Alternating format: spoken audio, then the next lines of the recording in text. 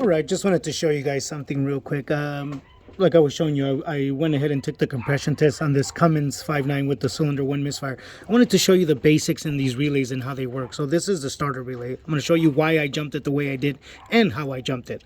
So again, this is one of the most basic electrical in automotive, okay?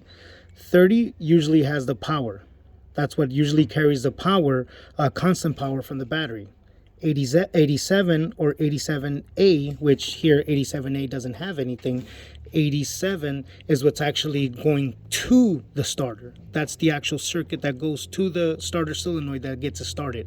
And then the other ones, 85 and 86 are power or ground, depending on the circuitry and the wiring that the manufacturer puts it in. But these are the triggers. So one will be grounded and one will be the power coming from the actual ignition switch.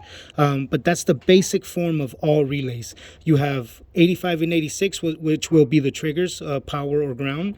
And then you have 30, which 30 is always the feed. It's always the constant power, or if it's a naturally ground relay, but we'll talk about power.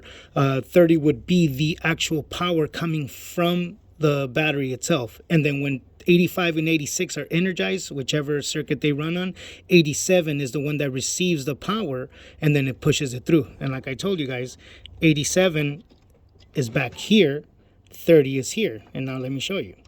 So there I am on 30. It's like if you hit the ignition switch, 85 and 86 are energized, 85 and 86 are energized, 30 has the power up there where I'm at, down here where I'm at, because remember, it goes down like this. So this part goes where the wire's at now. That's 30. So let me show you. See? Again. And that's it. All right, let's get back to it.